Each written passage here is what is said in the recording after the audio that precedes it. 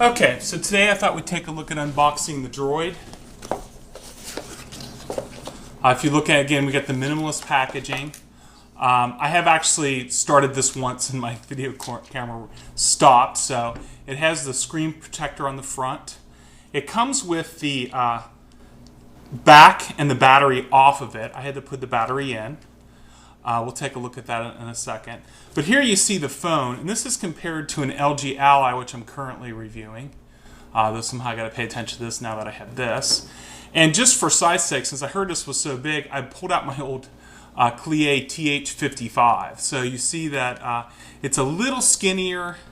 It's definitely a little taller, but it's a lot thinner than my old Palm PDA, my Clie PDA.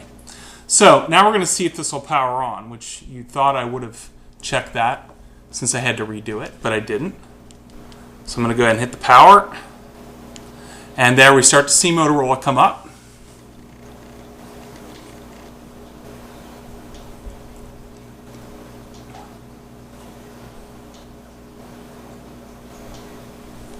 Going to go ahead and let that start up. And while that's starting up, let's just get what else is in the box. You see a little Droid thing there. We've got your standard cable, a USB cable, and the AC adapter, which is pretty standard now with these phones. And you've got the manuals, the various sundry manuals. Now I'm going to come around this way so we can kind of see a little bit closer. And we'll go through a startup just like I did with the Incredible.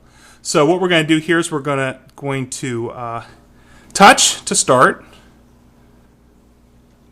Boy, we got a lot of glare on this, sorry. I didn't pick the best setup to limit the glare. Now we're going to go ahead and activate the phone. Give it a few seconds to activate. To Verizon Wireless Programming. Para español, oprima la estrella. To program or activate your phone, press 1. Update your roaming capabilities, 2.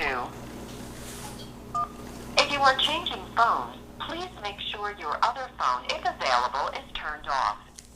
While your phone is being programmed, if you'd like to listen to instructions on setting up your voicemail, press 1. Now here's one thing I've noticed is there's no way to press 1 here. So I'm going to give feedback to the Verizon folks that that's a really cool idea that I could listen to how to set that up, but there's no way here to do that. Even if I hit the menu, there's no menu that'll come up or anything.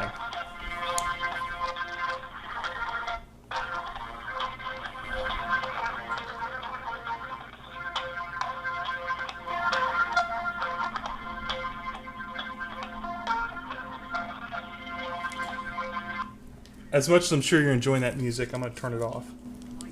Whoops. Your phone has been programmed successfully. Thank you for calling Verizon Wireless. Goodbye. Great. So now we come to the next step. Now, if you look here, this is the adapter I was going to pull out. And again, it's like I said, it's pretty standard. Got the little adapter there. I'm going to go ahead and do next. Let's see. It's pretty much standard setup. I've got a Google account, so I'll be setting up my Google account. So I will just sign in with my Google account. And the first thing I'm noticing here is this screen is just so much real estate compared to what I'm used to, because I've been doing this a lot lately with different phones. Now, I'm going to just go ahead and touch here, and what you're going to see is it's going to come up with the keyboard. Now, as opposed to giving away my account name and password, I'm going to go ahead and do that off screen.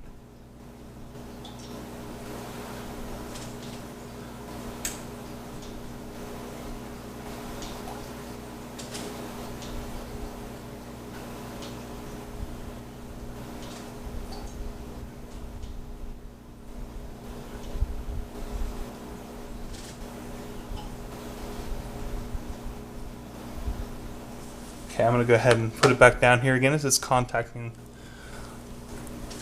We'll talk more about the on-screen keyboard in the review for sure.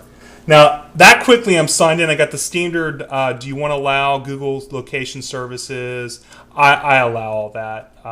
There's some security issues, some privacy issues you may want to look into there. I tend not to worry about that. My dual account's now linked to the phone. You see the little sync starting because it's starting to update in the background. I can go ahead and tap Finish Setup. Backup Assistant. This is new, so let me read this along with you. I'm not really sure why I care about the Backup Assistant. I'll look a little bit more into it. One of the nice things I like about the Google phone is since it's using my Google contacts, my contacts are automatically backed up. So I may have to find out what's the difference as far as, what else am I going to protect here. Because phone numbers, email addresses, and address are all safeguarded already. So I'm going to tap Skip. I can set up accounts. You'll see I've got the Backup Assistant, Corporate Sync, email, which would be my POP, and so forth, Facebook, Google, MySpace, PhotoBucket, Picasa, Skype, Twitter, Visual Voicemail, and Yahoo Mail. Now, I'm a little disappointed. I was hoping Flickr would be here. That's a big thing for me, and that's one thing the Sense UI gives me is Flickr.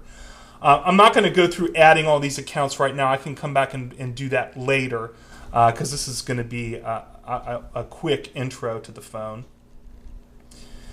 And then here's my screen. There's a little help guy here. See all your apps, tap the launch icon. Here's our launch icon button, which brings up all of the applications that are available to us. See if anything jumps out as being particularly new. There's a shift, maybe a game of some sort, which we'll have to fool around with. I'm getting the wonderful Droid sound, which I've missed so long. DLNA, which allows me to connect to my multimedia in my DLNA network. There's a Blockbuster app, which I knew there would be, Amazon MP3, and there's the 3G mobile hotspot, which I'll have to play around with. But for right now, I'm going to use the backup. And one thing I'll point out right now is these buttons are mechanical buttons, which I like. I'm assuming this is menu. Yeah, that's menu. Home, back button, and the search button. I'm still a little disappointed no call and end button. That's one thing I do like in a phone, since I use a phone for calling and hanging up calls. This is the new Moto Blur, which I'll take some more look at later. But when you do this, you can go through all the screens. Let's see if the pinch doesn't work. But once I'm maneuvering, what is nice is I can quickly jump to different sections. Okay, so here's all this bit of information. And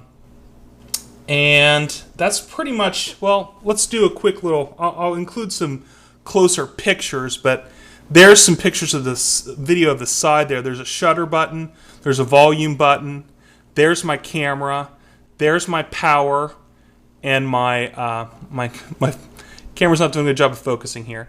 My headphone jack, and over here I've got my USB and my HDMI, and that's pretty much it as a quick go through. So that's the beginning of it all. I'm going to go ahead and put it back, and again, we'll have more reviews of this as the week goes on.